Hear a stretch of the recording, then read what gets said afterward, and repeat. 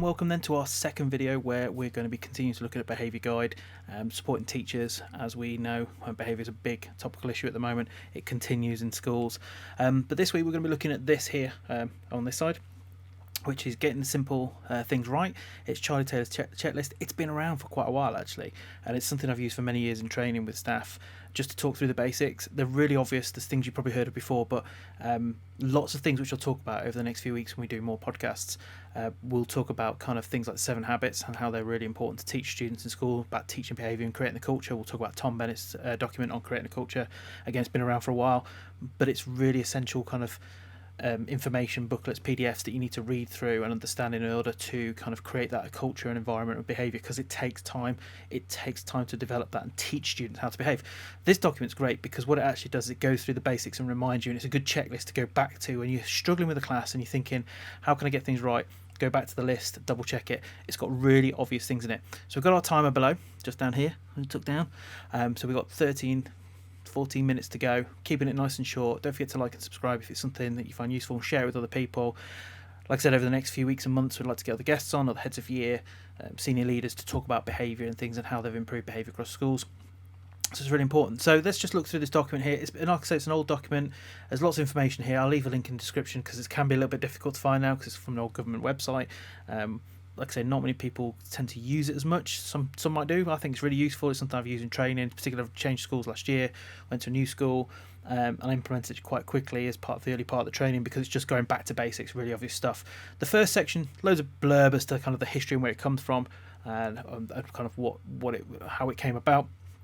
But the key things really want to look at is kind of starting off with the key principles for head teachers and senior leaders in schools and how they can improve behaviour. And there's lots of stuff there in terms of basic things like policy. I mean, you've got to start with the basic policy. You've got to have all that information. We'll skip over that because that'll be a whole other section we can do a video on. Leadership, how you can build it, how you can build the culture, praising children, all that sort of stuff, and staff. What we really want to focus on today, again, skipping ahead, is looking at the behaviour checklist for teachers. And I think this is the most essential part. We'll talk about seating plans next week because it kind of links onto this. I was thinking about doing that first, but actually what it makes sense is to look at this list and say, what is it that needs to be doing in the classroom first, because it leads up to seating plans and why we have seating plans. So if we take that first bit, we look then at the classroom, knowing the names of your students and the roles of adults in the classroom. That's important. If you've got support, you have different students in the classroom, different needs. You may have learning support assistants, TAs, whatever you want to call them. Seems to different schools call them different things. But if you know them, talk to them, use them. Find out about the children that they're supporting, because more often than not they'll know those students really, really well and they'll know the strategies that work with them. They'll say to you, this works in this lesson, this doesn't work in that lesson. So knowing that's really, really, really important. Meet and greet pupils on the door, right? Okay, that is just bread and butter. Simple things like meeting them, getting them in from the corridors quickly, meet and greet, end and send. You'll hear it said a lot. Best staff do it. That's the simple thing. If you're one of those members of staff that just think, I use that phrase, being a maverick, someone who thinks, I don't need to, I'm not going to follow the system, I've got good management. Maybe you have, maybe you're lucky, maybe you're one of those blessed people, but more often than not, my experience of those people who don't want to do it, they're either doing things they shouldn't be, they're all high-fiving, fist-pumping, doing all those sort of things I personally don't agree with. Some people can get away with it. I just think you're a professional at the end of the day. If you're fist-pumping and high-fiving students, I think it's a little bit dodgy. I think because you're trying to be the mate. I know some people, particularly in primary, like all those kind of engagement things and saying hello. Don't get me wrong, there's nothing wrong with a handshake, there's nothing wrong with a formal greeting. I just don't think we're there to be cool. We're not cool. We're not seen as cool. So we just need to kind of do that, basically. So meet and greet students, essential. Ask them how they are. I think 90% of behaviour work actually for me is done outside of the classroom. It's the engagement that you have in the corridors, and we'll talk about the kind of unstructured time and in the future and in future sort of episodes about the importance of sitting down with students and going to eat with them at lunch, meeting them on the gate in the morning, being out and present on the playground. And I know some people are really against that because it's my free time, etc., etc. And I get that. There is some times where it's nice to go and sit in the staff room. I mean, I can't remember last time I did do something like that, because being out and about the students builds relationships. So meet and greeting on the door, really, really simple. Display rules in the classroom. Now I want to talk about this. This doesn't mean just simply saying don't do this or else. Positive framing is so important. And what I mean by positive framing, if you've not, I'll talk about some of the books and resources in future episodes. But in particular, there's one book which we'll look at, the walkthroughs. If you've seen it already, you'll know what I'm talking about, but the positive framing is really important. So how we do things, how we say things. So rather than saying don't be rude to each other, it's about saying we will always be polite to each other. You frame it in a positive way, because actually that's more encouraging.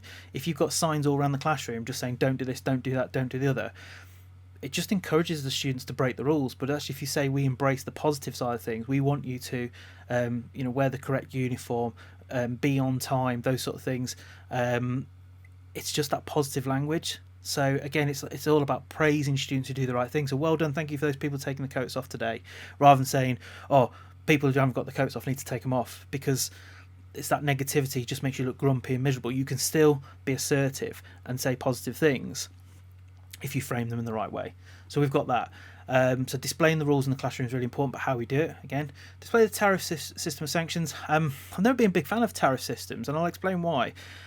Because I think behaviour isn't just black and white. There is a whole shade of grey in between, and I think it doesn't mean you don't have clear rules for certain things. If you throw something across the classroom, there has to be a sanction for it. But it's about understanding why a student's done what they've done. There's two things that I was taught in my training, particularly if you're doing the team teach training, which is that more often than not, students misbehave because either they want something or they want to avoid it. Two things. They're either trying to get something or they want to avoid doing it. And if you understand the behaviour, then you can understand the reasons behind it. You can then start to deal with that behaviour. Some people just think that behaviour is just about purely saying, no, don't do that, and that's it. You've got to understand where it comes from, because when you understand where it comes from, then you can start to deal with it. So having tariff systems quite clear, you can have clear rules and expectations, but just don't forget the rewards. The rewards, I genuinely believe, and I said this before, that if you get the culture right within the school, you can basically move to a system of almost no sanctions. There always has to be some, unfortunately, because there'll always be someone who breaks the rules. But the example I've used before is if every single member of staff says to every student, tuck your shirt in, tuck your shirt in, tuck your shirt in, down a corridor, by the time they get to the end of the corridor, they're just going to go, I'm just going to tuck my shirt in because I'm fed up of being told. And it works. It's that consistency, and I talked about this last week. Consistency is the enemy of all behaviour policies. The mavericks out there, the people who choose not to follow the system, are the problem. Because if you're consistent and everybody does it, if everybody checks uniform, everybody insists that people aren't wearing jewellery, then the students know they can't get away with it. And like anything in life, if you know you can't get away with it, people don't try. It's certainly something we're trialling in our school at the moment. Is we're looking at using more of CCTV, so randomly checking CCTV for issues, and then going talking to students. They're going to be like, just don't do it, they'll catch you on CCTV.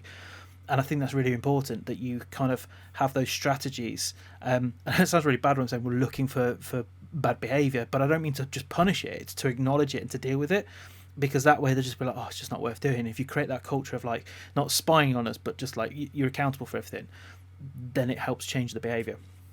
So we've got that. Have a system in place to follow through with all rewards. That's really, really important. Whatever you do, and it comes back to being honest and truthful with students. Don't lie to them. Don't say, I'll give you some points at the end of the lesson, then don't do it because you've just burnt all those bridges and relationships. Be consistent. If you say you're going to do something, you had best do it, because otherwise those students won't trust you.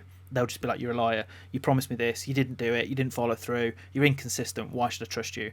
So being consistent and following through is really, really important. So have that system of rewards in place. Visual timetable on the wall of what the expectations, what you're doing, particularly if you're a tutor. We talked about the role of the tutor last week. So if you're doing things in tutor time, make sure you stick to them. Like in our school, we do the gospel each week on the Monday. So making sure that you do that regularly, you follow through. Don't be a maverick. Don't say you're not doing it. Follow through, be consistent, have that timetable up.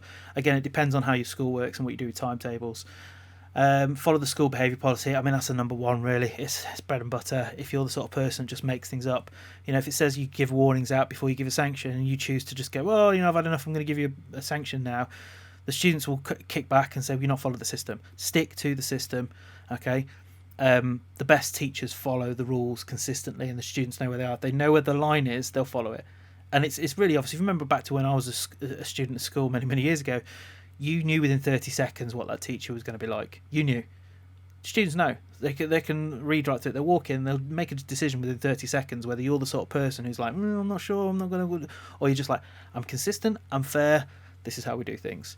And it is how you do things. It's your classroom. It's your domain. They're coming into your room, and you're there to care for them. You're there to support them, but they have to follow the rules and they have to meet those expectations.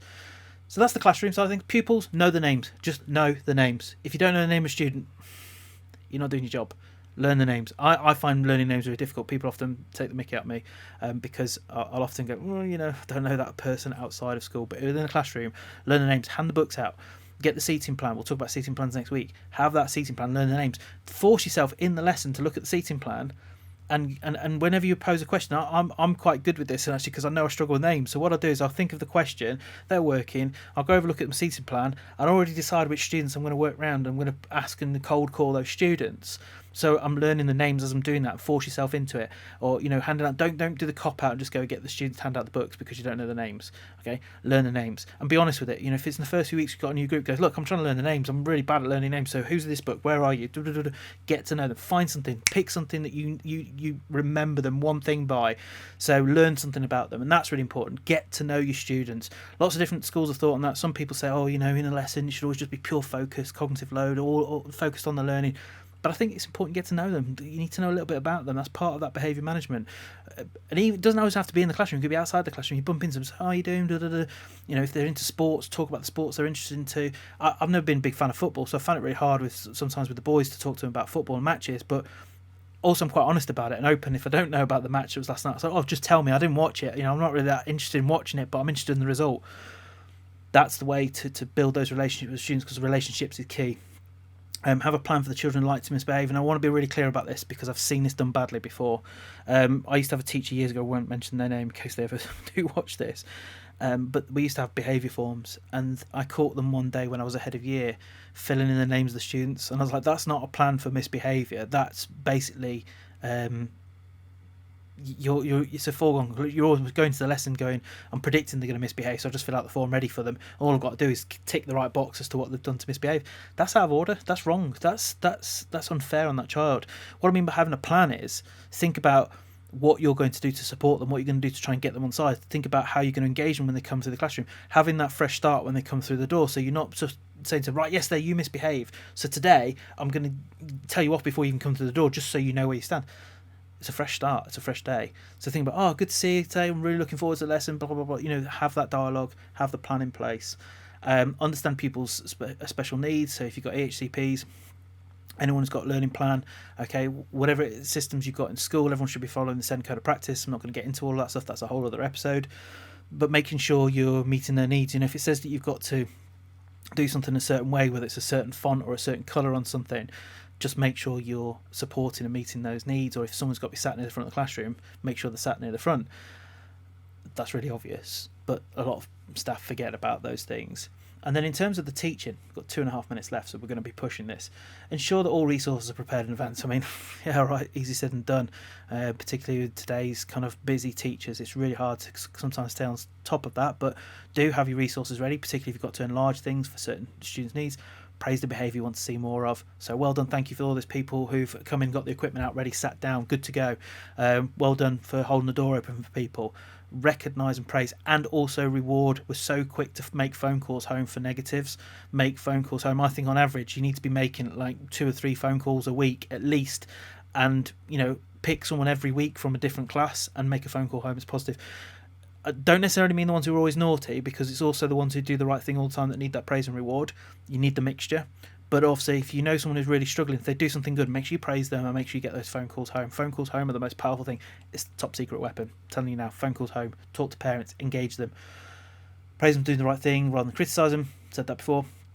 Differentiate, stay calm. Differentiation's a whole other thing. We'll talk about that another time, because that, again, can be controversial depending on where you sit on those things. Stay calm, okay? That's really important. I've had a number of instances in my last 20 years of teaching, sometimes some very recent, where you can have students, parents be rude to you, but being cool and calm is the way forward, because getting angry doesn't solve anything. And we'll talk about that when we do the 7 habits.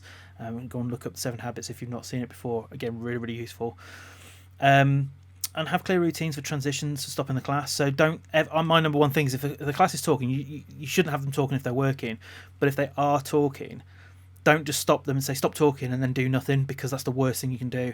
I always think about when I'm going to stop them, have a reason to stop them, and be clear about that reason and communicate it, and then say, right, well, there's lots of talking here. I need you to focus on this task because you're doing this, this, and this. So we're going to have silent working now for the next 3 minutes, whatever, and explain it, but have those routines and the transitions. So if you're going to hand out some work, don't suddenly stop them or say, oh, I need to stop now, I'm going to hand out the sheet.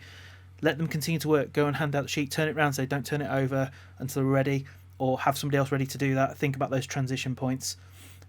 Teach the class routines. In one of my old schools, structure and routine was one of my favourite phrases. Two girls in particular used to always say it to me, structure, routine, and I see it as a compliment. If someone repeats one of your catchphrases, you know you're embedding something.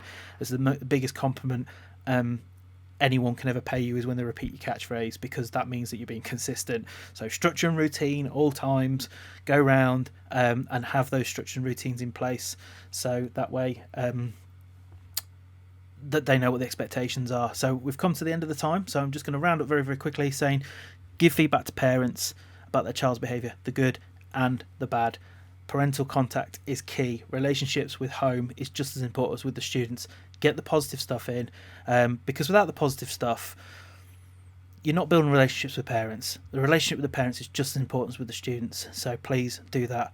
And hopefully that's been useful, some good tips for you. Please like, subscribe, share, all those sort of things, and I'll see you over in the next one. Take care.